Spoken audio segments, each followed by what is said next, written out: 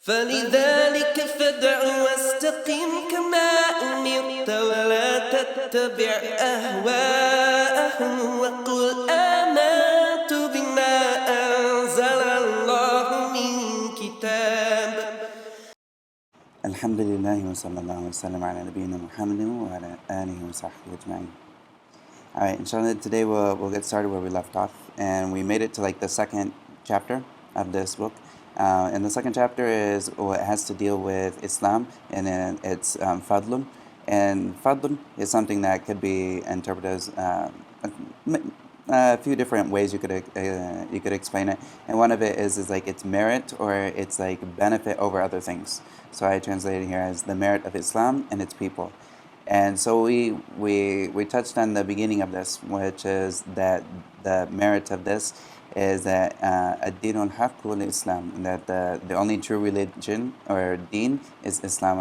And I touched a little bit about what deen has to mean, and some of the meanings of deen, which means like the word deen itself means obedience, and also like putting oneself low, and like in humility and submission.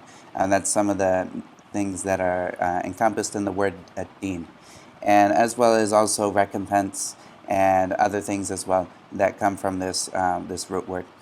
And this is also, we talked about that this is the only true religion is Islam.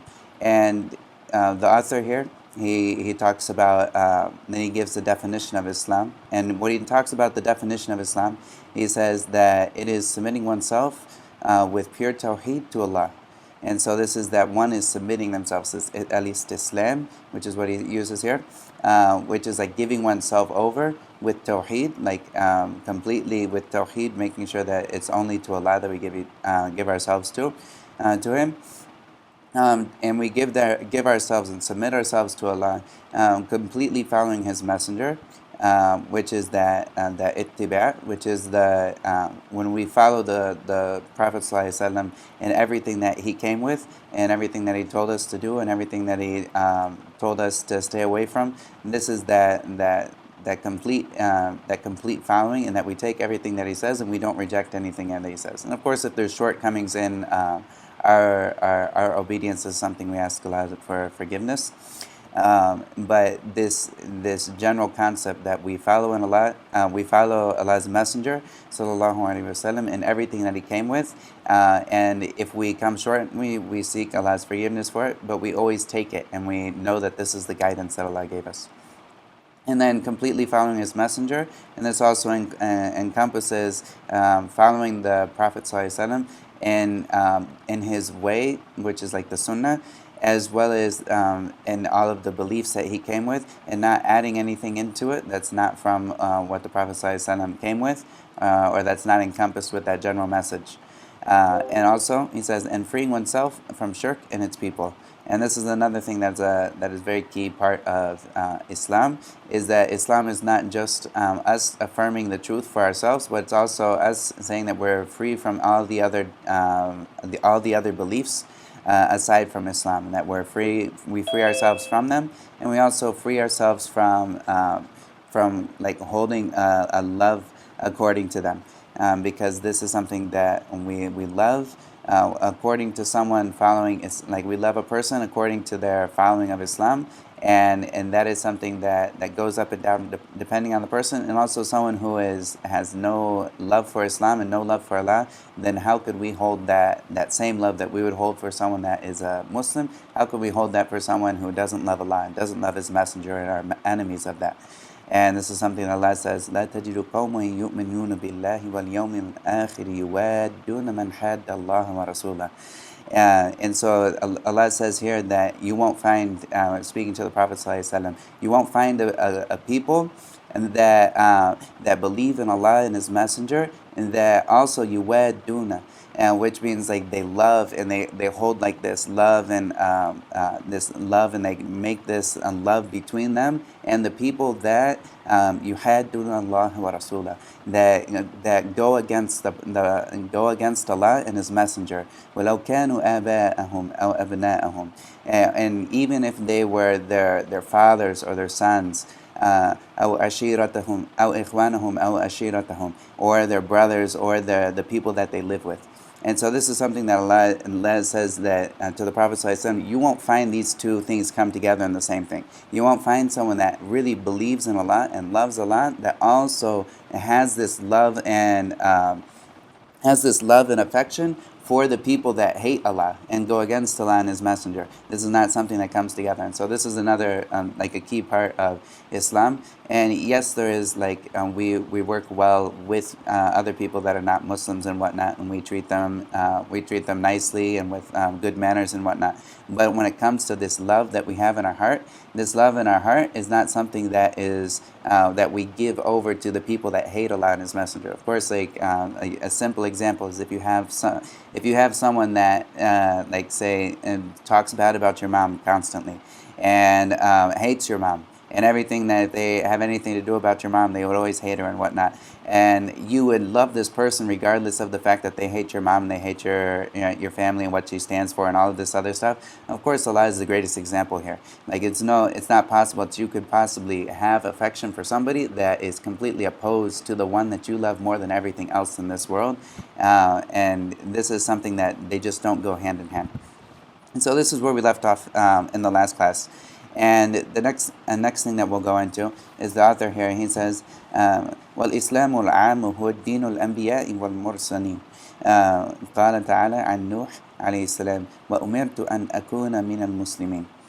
And so here he goes and he says the general Islam, the al-Islam al-Am is what he says. The general Islam is the religion of all the prophets and the messengers. And Allah says about Nuh, and وَأُمِرْتُ أَنْ أَكُونَ مِنَ الْمُسْلِمِينَ, which means the meaning of it generally is, and I've been commanded to be of one of the Muslims, of those who submit to Allah as well.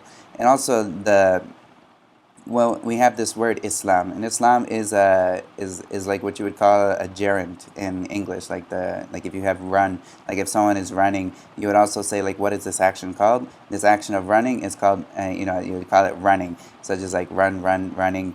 He's running, and the same thing with Islam. You have aslama, yuslimu, which is aslama means this person came into Islam, or he submitted himself. And this is what we talked about at the beginning, which is what does Islam mean? And so this is this verb will come up in different ways, or you say it's a fi'l in Arabic. And so this word can come up as the past tense, which would be aslama, or the present tense is yuslim or uslim for the person that's speaking. And then you would also have for someone who has done this, if we said runner, you would also say for this Islam, you would say he is Muslim. And so this is the person who is doing this, particular action, which is Islam. You would call him Muslim, which means submitted. And so so Nuh here, he says that I've وَأُمِرْتُ أَنْ أَكُونَ مِنَ الْمُسْلِمِينَ, and I have been commanded to be of the Muslimin, of those who have submitted to Allah. And so the author here, he brings up many of the different ayat that comes in from the different prophets from before, where they talk about that they used where this term Muslim or Islam comes in its different forms, as this is the general meaning of Islam, is something that all of the prophets before and all of the different messengers before have come with this general meaning of Islam. And this is something that is nothing new. Islam is not a new religion in this sense, where it is turning oneself over to Allah and obeying and in submission to Allah and only worshiping Him. This is something that has been agreed upon by all of the prophets, and is the same religion that comes out through every single, whether it's the original Christianity or the original Judaism, that came from Musa alayhi salam. And also the original religion that came from Nuh alayhi salam, or the original religion that came from Adam alayhi salam that he was practicing. This is all Islam. But then there's also so this is the Islam that he says here is the general Islam, which is the general meaning of Islam. And then there's also a specific Islam, and that's the Islam that we know that the Prophet the Prophet Mohamed he came with.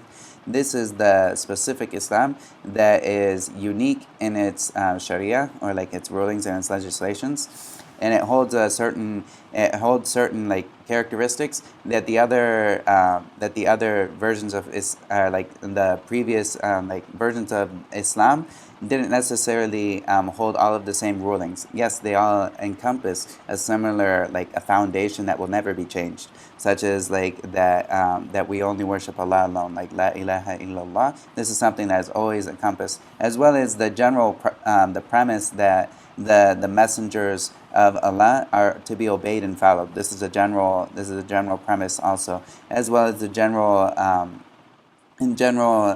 like characteristics and callings towards like good relations with the family, as well as not lying and not cheating, and like having this type of equity between people, and making sure that there's no oppression. These are certain things that are agreed upon with all of the different forms of Islam that have come from the different prophets. But yet there's definitely specific things about Islam that is for the ummah of Muhammad sallallahu alaihi wasallam. Like for this ummah is something that is specific and separated from the ones that are before. And so in this general sense, this is something that we see that Islam has always been a part of this, and this is what we'll talk about a little bit more. And so here, when Allah talks about from Nuh that he was from the Muslimin.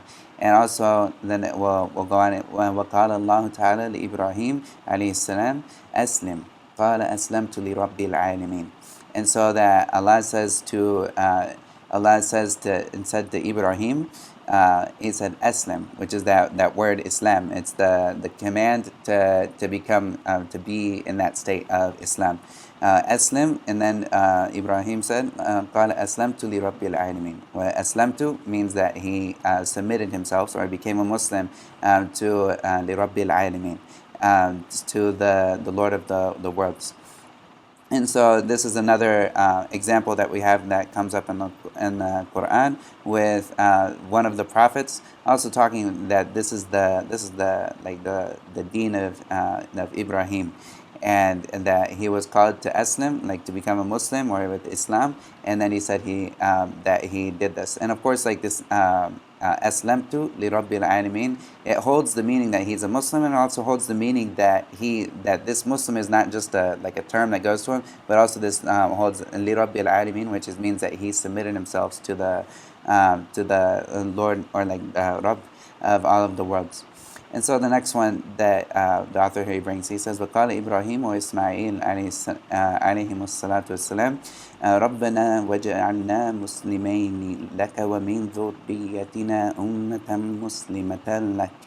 And so that Ibrahim, as well as his son Ismail, they said in dua to Allah, they said, Rabbana waj'alna muslimaini lak, which means make us Muslim, two Muslims to you, that are submitting to you.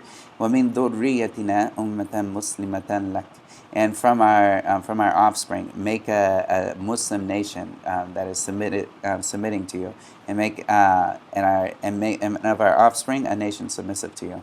And so this is also showing that this was something that was from them, that they were asking Allah to make a Muslim nation from their offspring. And then also he says here, وَبِالْإِسْلَامِ أَوْصَى إِبْرَاهِيمُ وَيَعْقُوبُ قَائِلَيْنَ. And so he says, and then also it is this imperative, like wasiyah, or like this before they passed away and they went away, the last like advice that they gave to their children of Ibrahim and Yaqub was, they said, فَلَا تَمُوتُنَّ إِلَّا وَأَنْتُمْ مُسْلِمُونَ.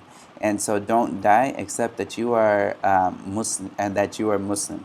And so this is of course this is the most important thing. The person who dies upon Islam, this is the one who is promised Jannah. And of course this is the most important thing that they could have called their children to. And this is the wasiyah that they gave their children, Ibrahim and Yaqub alayhim as-salam, and that they called their children to make sure that they don't ever leave Islam, or that they make sure that when they die they're in a state of Muslim. Of course this means that they are Muslim the whole time. No one knows when they're gonna die. So having that call to make sure you die as a Muslim, the only way you die as a Muslim is live as a Muslim. And this is what their advice, their parting advice was to their children. And also, Musa alayhi salam يقول يا قوم إن كنتم آمنتم بالله فعليه توكلوا إن كنتم مسلمين.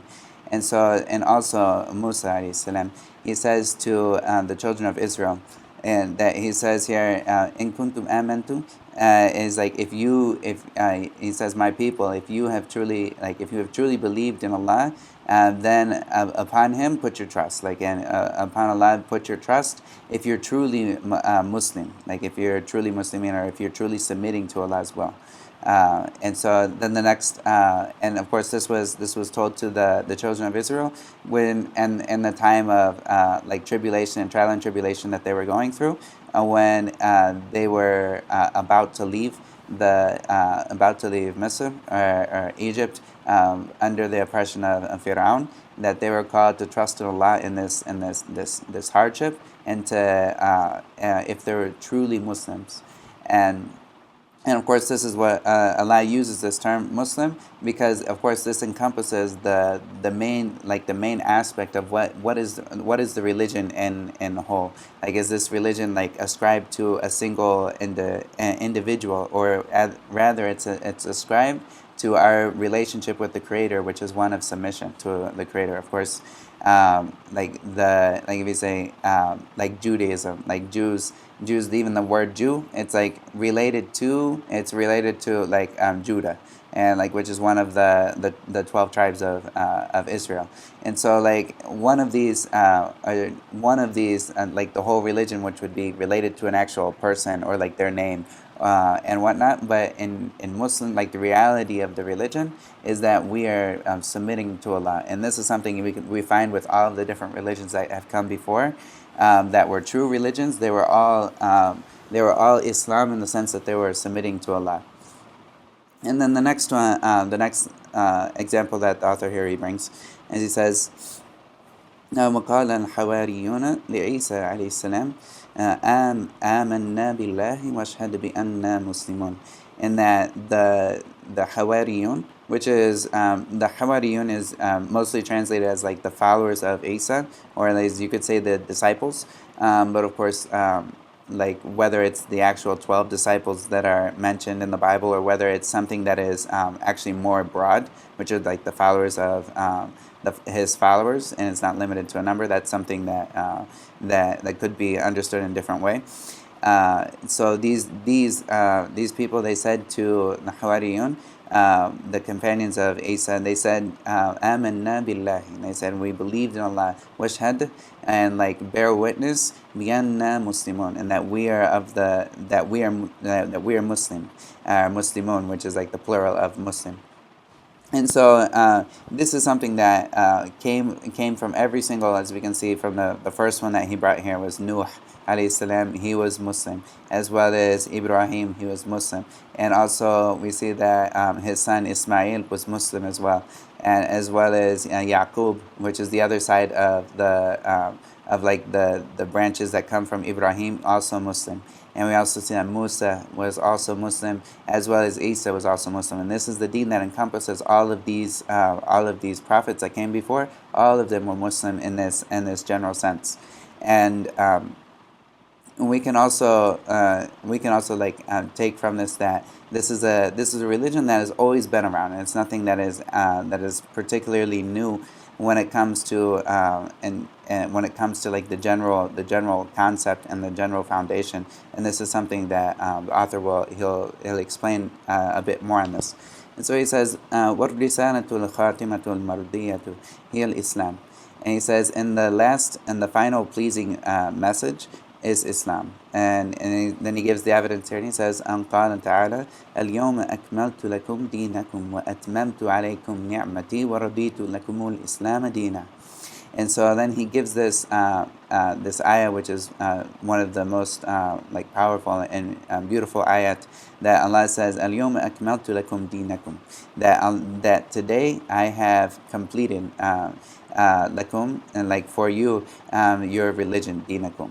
and وَأَتْمَمْتُ عَلَيْكُمْ نِعْمَتِي. And then Allah says, and I have finished, like atmamt, which is like I finished for like my blessing upon you. And this blessing, of course, is the religion itself. Like ni'mati here is referring straight to deenakum, which is what Allah has completed for us. That is our religion. It is also, Allah says, it is the favor, my favor upon you, which that favor is that religion. وَأَتْمَمْتُ عَلَيْكُمْ نِعْمَتِي وَرَضِيتُ لَكُمُ الْإِسْلَامَ دِينًا. And then I have chosen, or like I have been pleased for you as Islam, with Islam as your religion. And so this is the beauty that Allah has given us, this version of Islam, that this is the complete and final message of Islam that has come to us in the greatest form. And of course we have all of the Prophet ﷺ, he says in hadith that is narrated in Bukhari, that he has been given 5 things that other prophets have not been, that no other prophets before him have been given. And of these 5 things that he says, that I have وَبُعِثْتُ لِلنَّاسِ كَافَةً أو عَامَّةً, which is that he was sent to the people in general, that like to all of the people, as opposed to just their certain people, like the individuals, such as we have someone such as Lut alayhi salam. He was only sent to his people that were there in that land. And also we have Ibrahim, that wasn't necessarily sent to all of the world in general. And while they all called to Islam, we also have Musa alayhi salam, and the Sharia that he came with was something that was specific for the Israelites, or like Bani Israel.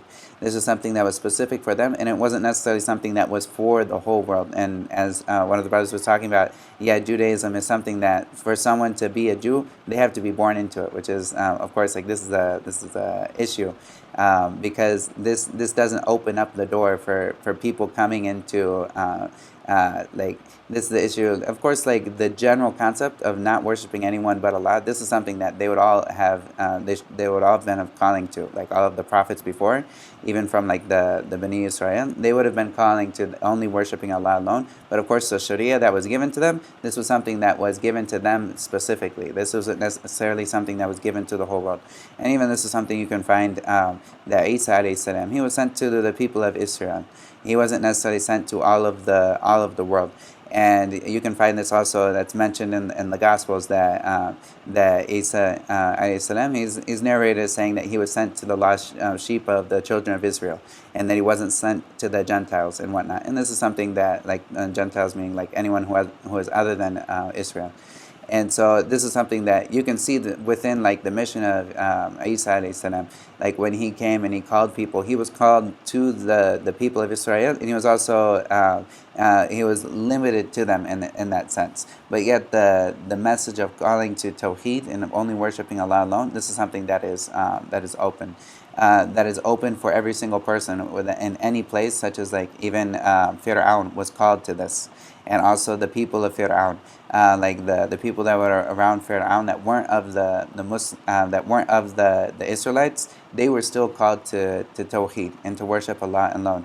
And we'll find this in different places, and this is something that always will encompass everybody, but yet the actual legislation and whatnot, this is something that Allah has made it special with Islam, from the Prophet ﷺ, that this is the Islam that is for every single person, for every single in every single place and person. This is the thing that applies to all of them.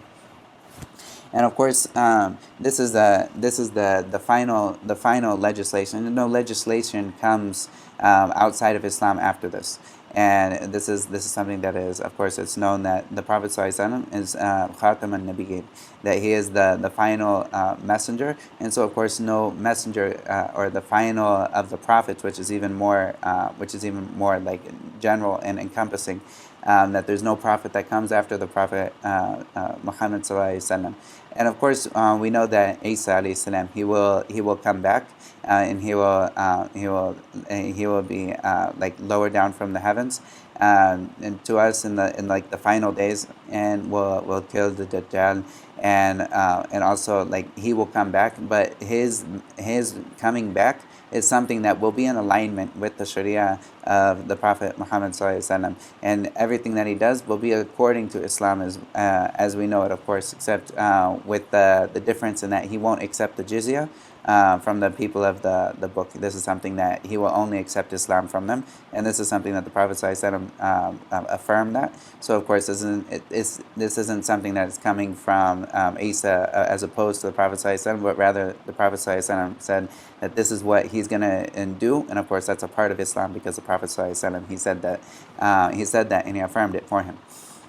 So there will never be any change after that from Islam, because Islam has been completed and it's been finalized from this.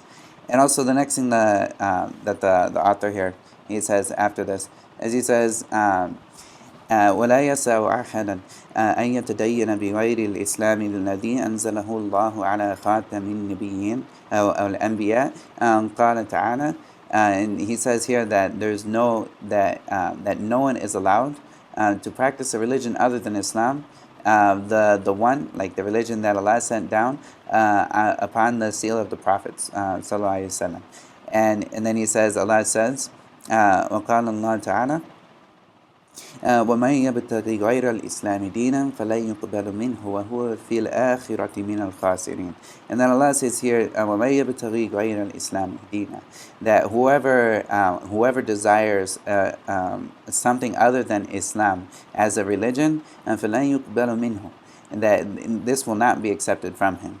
وهو في الآخرة من الخاسرين, and that in the afterlife, like this person will be of the losers. They'll be of the people that are of the complete losers, of course, of the people of the hellfire. And this is something that, of course, we know and we affirm that Islam is the only religion that is correct for someone, and no one is allowed to practice a religion other than Islam. And after the time that the Prophet ﷺ came with the message, then this was the time that all of the previous religions, if someone was upon them before, once the message of Islam has reached them, they have to believe in this. And if they don't believe in this, then they will never, like, their other religion won't be accepted from this. So this is the abrogation of all of the other religions. If, like, assuming that that there was versions of Christianity out there that didn't worship Isa, and that they were still, like, only worshiping Allah alone, and that without the shirk of worshiping Isa alayhi salam and whatnot. If this came across that this person, the message of Islam reaches them from the Prophet Muhammad sallallahu alaihi wasallam, then there's no room for them to say, I was given the truth here, so I'm just going to keep to it, but rather this is something that this person, they must take the religion of Islam and hold on to this. And this is something, of course, that we don't, sometimes people will use they'll use the verse in Surah Al-Kafirun, they'll use the verse lakum dinakum waliya din. They'll use this as a kind of like an antidote to say, you do your thing and I do my thing and we're all good. But this is not, like, this verse is not, and like the correct interpretation is not that you can do your thing and I do my thing. No, this is that what you got is your deen. Like, what you got, like this lakum dinakum, this is not that it's permissible for you, your deen, but rather this is what you got. You got your deen and I have my deen, which is totally something different. And even look at the beginning of if we look at the beginning of the surah, that it starts off with Ya ayyuhal kafirun. So of course the Prophet ﷺ is talking to these people, and he starts off with that they're kafirun. Like, this is something that they have no room to follow a religion other than the deen that the Prophet ﷺ came with. And sometimes they'll twist this ayat to mean that you do your thing and I do my thing and we're all okay, and everybody can follow whatever religion that they want, and I'm following the correct religion and you guys are wrong, but like, this is your right to choose whatever religion you want. Now, this is something that is not their right to choose their religion, because if we say it's their right, then if they take their right, then why would Allah punish them? Of course, like, this is something when I talked about in the last class.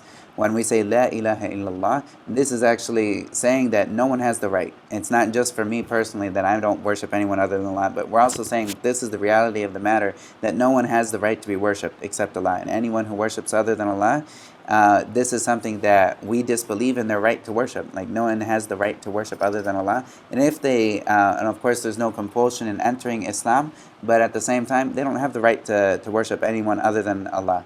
And this is something that we affirm, that, and we don't say that, you know, that you have the freedom to choose in this. And you don't have the freedom to choose. Yes, you will choose, and whatever you do choose, you're not going to be forced in your choice. Of course, la ikraha fi din, which means like there's no forcing someone in entering the religion of Islam, but it is the only religion of truth. And anyone who worships Allah in another way other than the religion of Islam, or worships other than Allah in that way, then this is something they have no right to it. And this is something that, and if they did have a right to it, then why would Allah punish them for not doing that, and wouldn't accept it from them?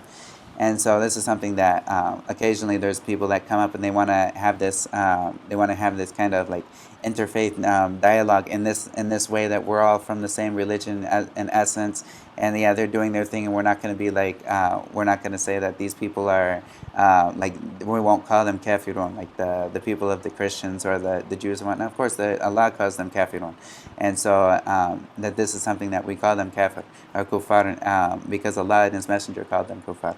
And so then, following this up is this next part that the author he brings here. He says, وفي صحيح والذي نفس محمد بيده لا يسمع بي أحد من هذه الأمة يهودي ولا نصراني ثم يموت ولم يؤمن بالذي أرسلت به إلا كان من أصحاب النار. And so the Prophet ﷺ, he says in this hadith that is narrated in Sahih Muslim, he swears by him in whose hand is the life of Muhammad, and so he swears by Allah in this form.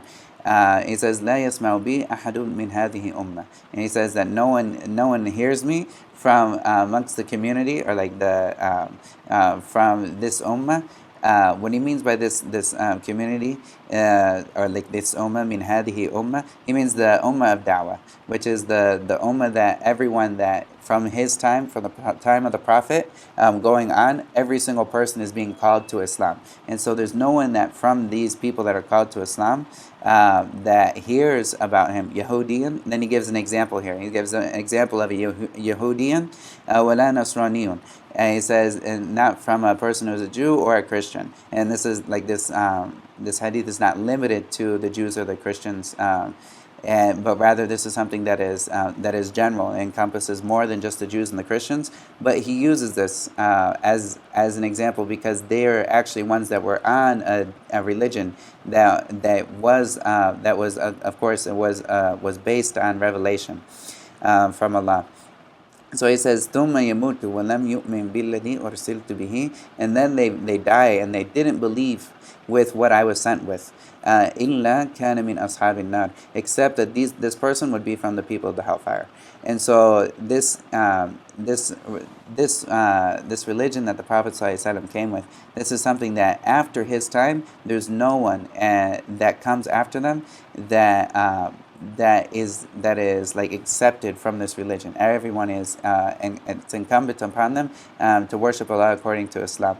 And the mention here of Yahudiyun wala Nasraniyan, as I mentioned, this is something that the Prophet ﷺ, this is encompassed in this is something that you would call it like dhikr al-khas ba'd al-am, which is like it's the mentioning of something that is included in the first thing.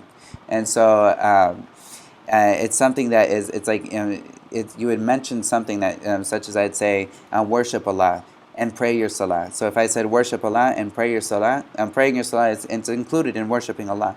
It's something that is mentioned. So the Prophet ﷺ, he says, no one hears from hadihi ummah, like no one hears from this ummah, which he means not just, he doesn't mean the ummah of like the Muslims. He means like the people that are around them, that are alive from this time going forward. And then he gives the example of a Yahudiyan wa Nasrani, because this, of course, the reason he gave this example was because they someone might think, like they might think, well, these guys, they were on a religion that's from Allah.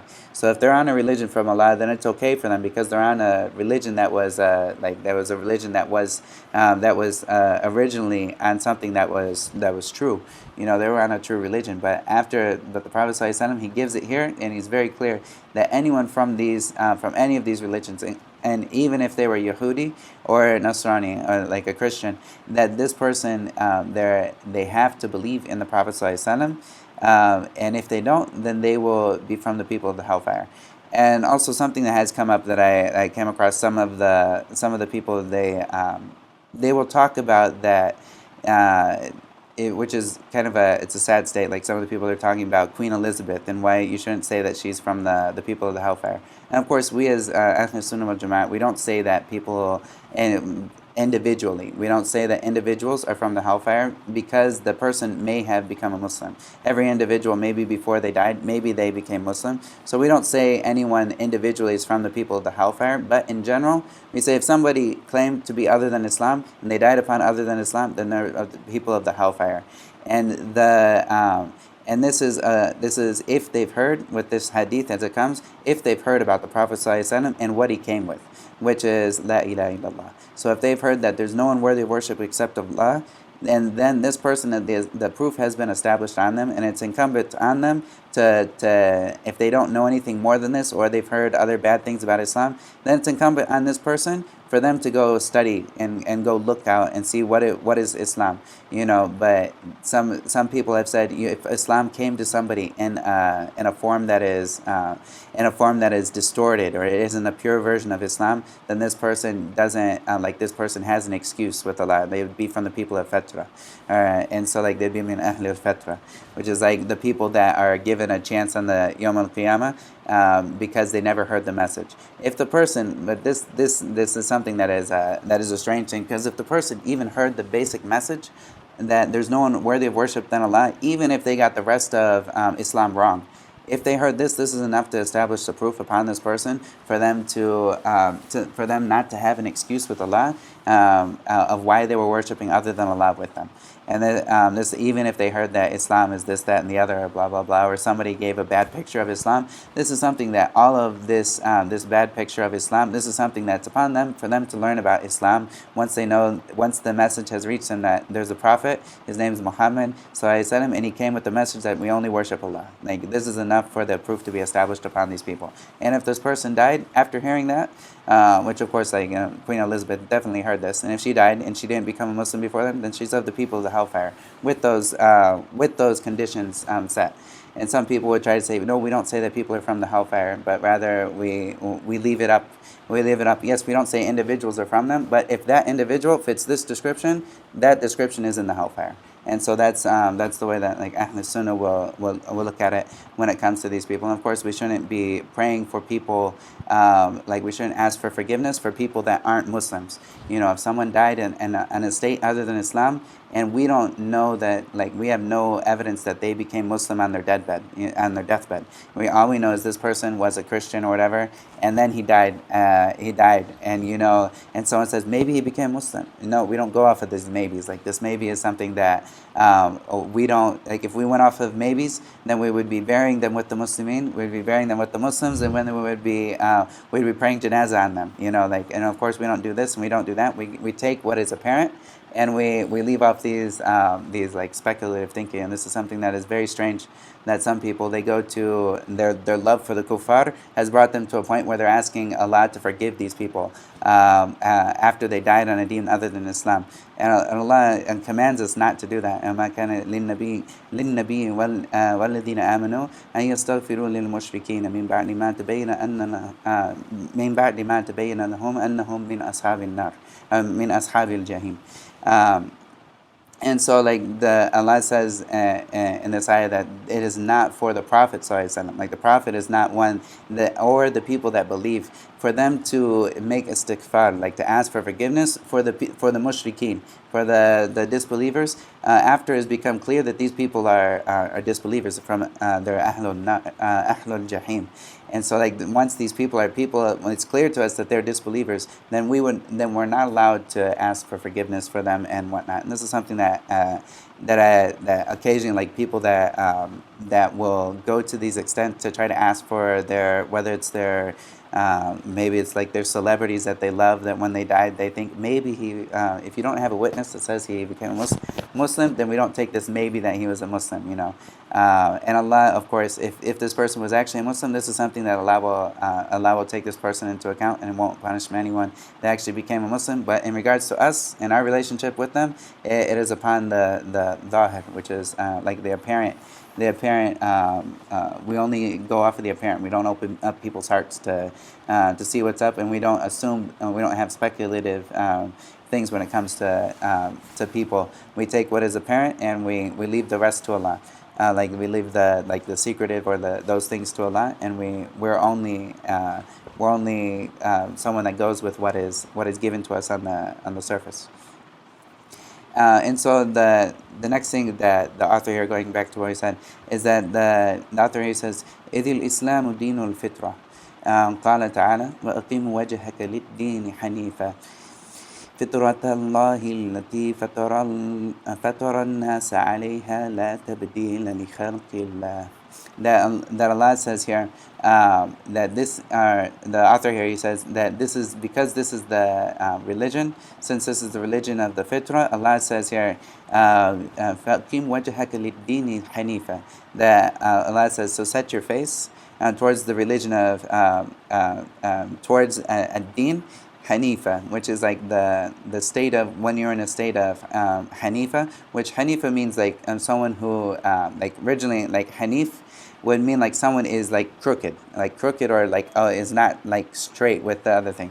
And this is one of the interpretations for Hanif, which like the Ibrahim, he was on the religion of Hanafiya, which would be crooked in relationship to the rest of the people that were there. So he was in the midst of people, and all of them were going one way, and he turned away from them, and so he like turned away, and that would be like the crookedness, except in reality it's straightness to Allah.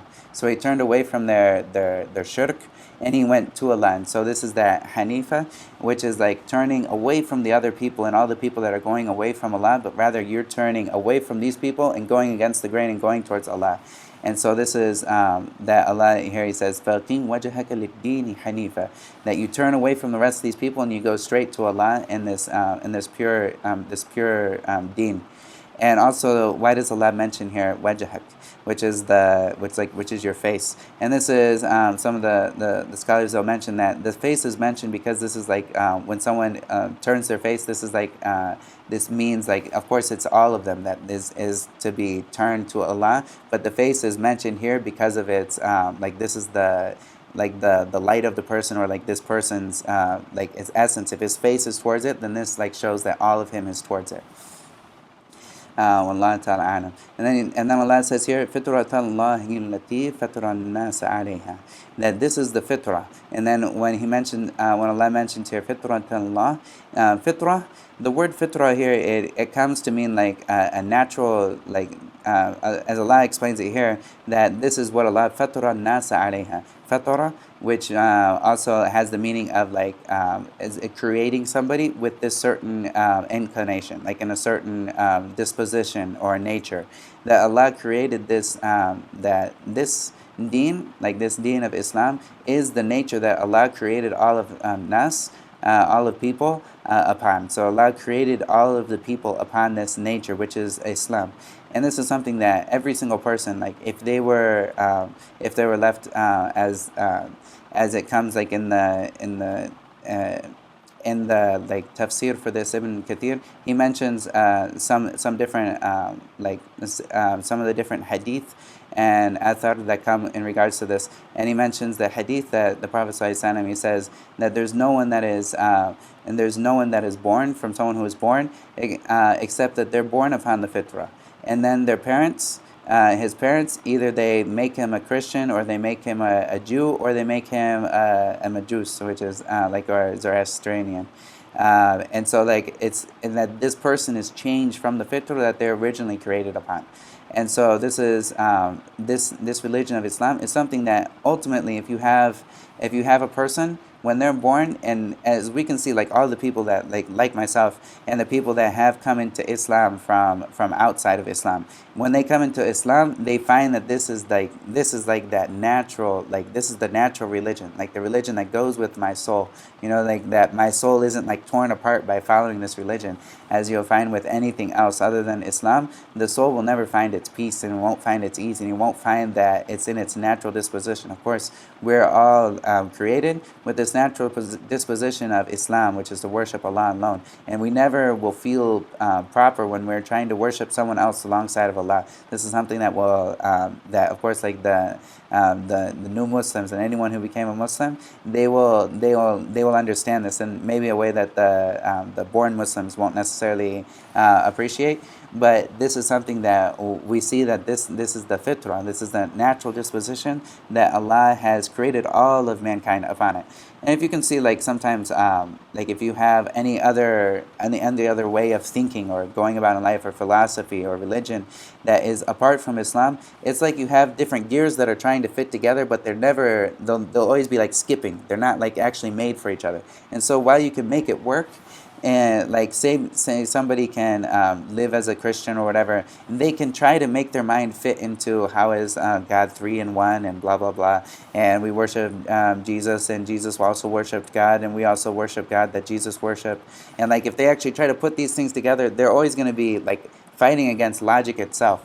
But when someone, and yes, somebody can have like a gear that skips and it's not proper, and yes, it will work, like their mind will work, but it won't ever be at that proper setting, that, or like with that proper program that Allah has given us, which is Islam and Tawheed.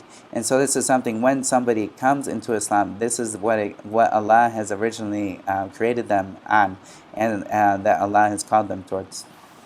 And so something that I wanted to also mention in regards to the last hadith, when we talked about that there is like the only acceptable religion is Islam, is sometimes there are people that come up with the ayat from Surah Al-Baqarah, and also there's another version of this, or like another ayah that comes in a different wording, but it's the same meaning, which is إِنَّ الَّذِينَ آمَنُوا وَالَّذِينَ هَادُوا والنصارى والصابئين من آمن بالله واليوم الآخر وعمل الصالحات فلهم أجرهم عند ربهم ولا خوف عليهم ولا هم يحزنون. So this ayah, they bring in the meaning of it, which is like verily the people that believed, verily the people that believed, وَالَّذِينَ هَادُوا, like, and the people who are the Yahud, and وَالنَّصَارَى was-Sabi'ina, and the Nasara, which are the Christians, was-Sabi'ina, and this is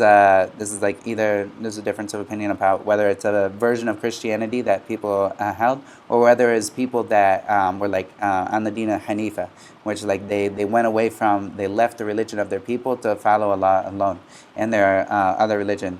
Man amana minhum, then Allah says here, man amana minhum billahi wal yawmil akhir. And this is key, of course, that whoever believed from these people, which this like narrows down. So of course we have the inna alladhina amanu, which is like the Muslims that we know, and then walladhina hadu, which are the Jews, and then we have nasara, which are the Christians, and the sabi'ina, and then all of these, the people from them, whoever amana minhum.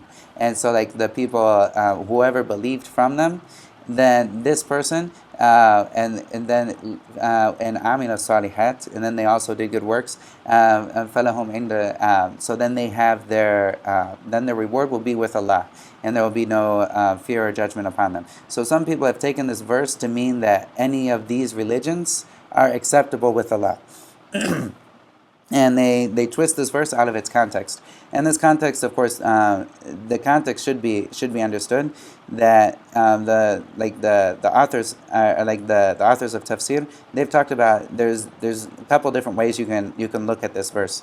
One is that you would take it and you would put it together. So like anyone from before, that was a Christian from before the coming of the Prophet ﷺ, anyone who was a Christian or a Yahud, or of the Sabi'in, anyone who was from them that believed in Allah and what they were given, in regards to what they were given, they took what they got from their Prophet and the Nabi, or the Rasul. When they took that and they believed in Allah in the last day, then they will not. Then the fact that they weren't a Muslim in this nation won't affect that their reward is with Allah, and that they will be of the people on the Day of Judgment. Of course, that they won't have any fear upon them, or they won't have any fear and they won't have any sadness on that day.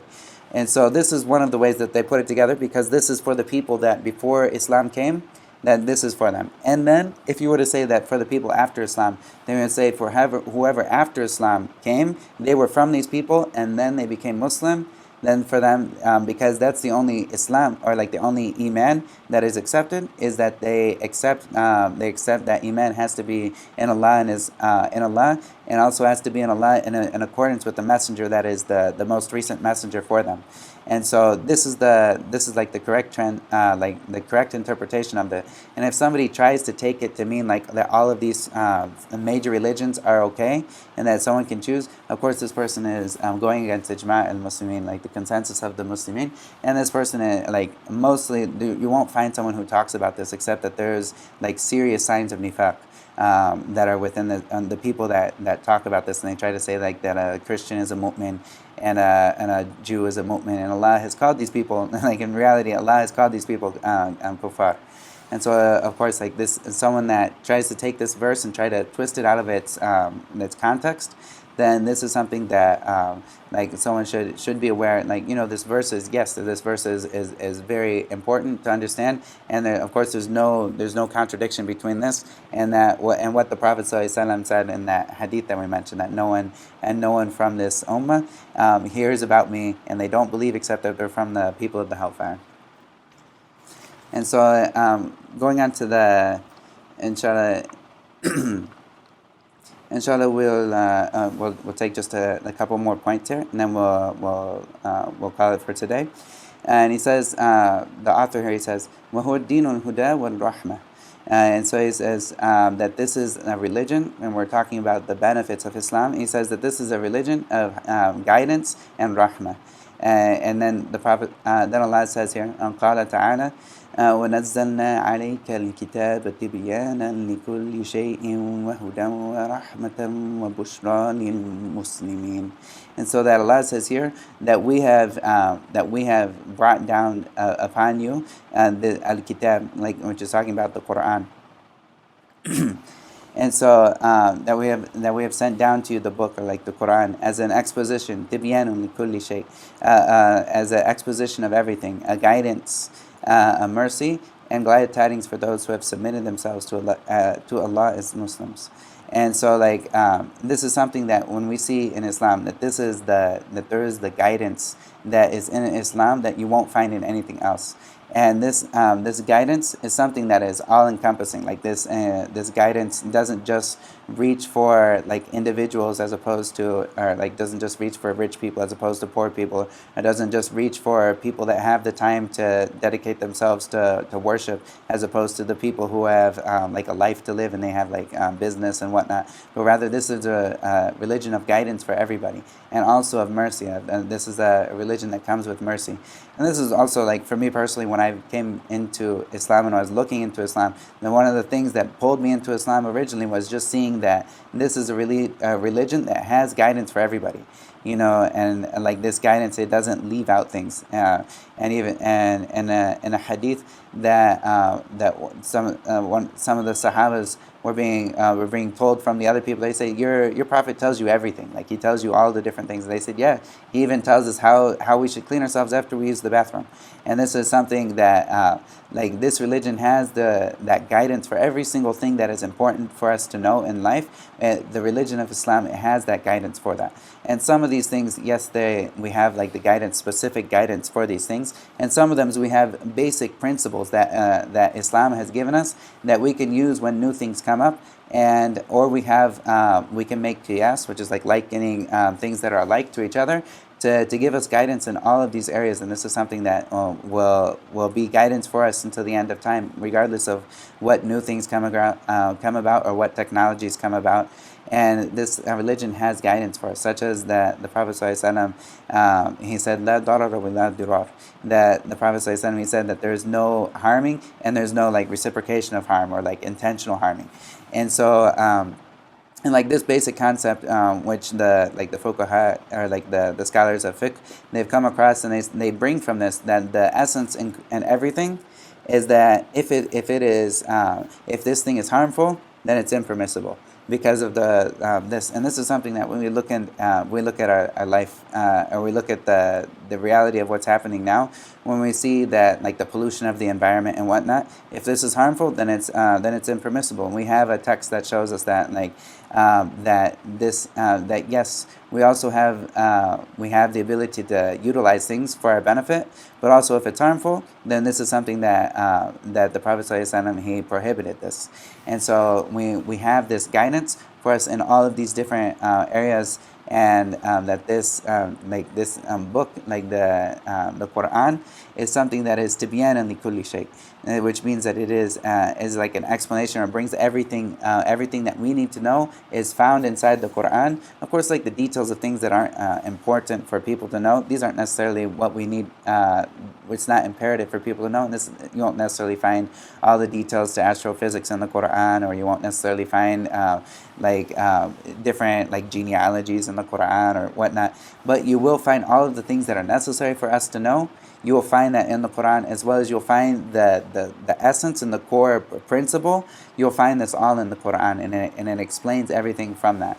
And this is something that is beautiful for us. And also Allah says huda wa hudan, and He says here wa huda, which is like that guidance, wa rahma, and like that mercy, wa bushra lil muslimin, and that this is and also a glad tidings for the people of the Muslims.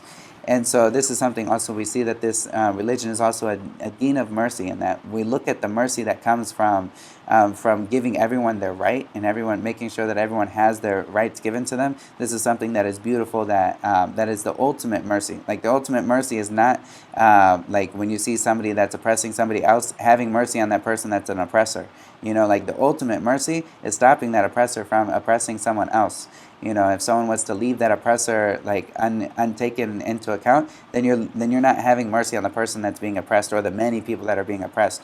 And so like this mercy is not something that is like a mercy that is only looking at certain individuals, but rather it's looking at the whole, and it's a mercy for the whole.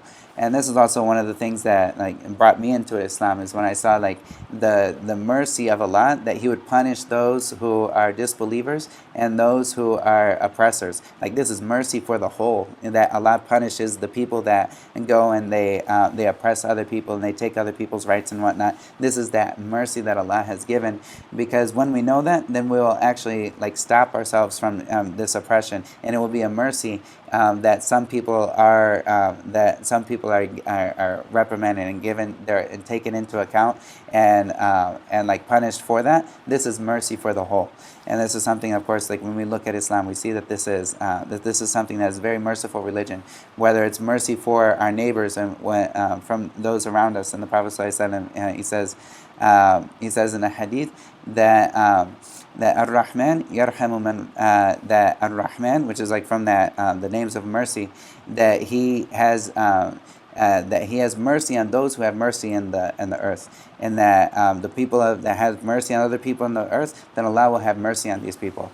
And so this is something that, of course, Allah's Messenger is one of the most mercy. He was mentioned as that he is rahmah to the worlds, and that the Prophet ﷺ, he was that example of mercy for people. And we look at his life, and we look at how he dealt with people in the hardest of situations, that he was merciful in that, even while he took things into account and took things like with justice and adl, that he took these things into account, but he was also very merciful in all of these things, and he was guided by mercy and was merciful to the people. And we see that Islam is merciful to the whole, and it's also merciful to the individuals, but taking into but never letting the mercy that is for the whole ever go at a loss. And so, of course, we can see this rahmah is not just for the people, but it's also for the animals. And that the Prophet ﷺ, he talked about that it's not permissible for someone to take an animal as target practice, and also there's many hadith that come into the aspects that no one should ever treat an animal, burn an animal with fire while it's alive, light something on fire and whatnot, and all of the different ways of torture of animals and whatnot. This is totally prohibited in Islam, and this is something that you can see that Islam is a deen of mercy. And also, even when it comes to some people, they say, oh, if you really want to have mercy on the animals, you won't kill them, you won't eat them, and of course this is going to one extreme, and that Islam says no, when you have animals, you treat them with respect while they're alive, and they have rights upon you, such as you have to feed them, you have to take care of them, you can't oppress them while they're alive, and then when you kill them in the best of ways. As the Prophet ﷺ, and so if you slaughter, then you should make sure that you slaughter in the best of ways. And so also that you should make sure that when you have this slaughtering, that you make sure that you let the animal, after it's slaughtered, that you let it have its the easiest way for it to pass, and that it's not something that's a hardship for that animal. And of course, this is a deen that comes with this mercy and with this guidance in all of these different areas. And this is from the benefit of Islam. Inshallah, we'll call it for today, and then we'll pick up where we left off, and inshallah we'll go into the next chapter tomorrow. وصلى الله وسلم على نبينا محمد وعلى آله وصحبه أجمعين. سبحانك اللهم وبحمدك أشهد أن لا إله إلا أنت وأستغفرك وأتوب إليك. فلذلك فادع واستقم كما أمرت ولا تتبع أهواءهم وقل آمنت بما أنزل الله من كتاب وأمرت لأعدل بينكم الله ربنا وربكم لنا أعمالنا ولكم أعمالكم لا حجة بيننا وبينكم الله يجمع بيننا وإليه المصير.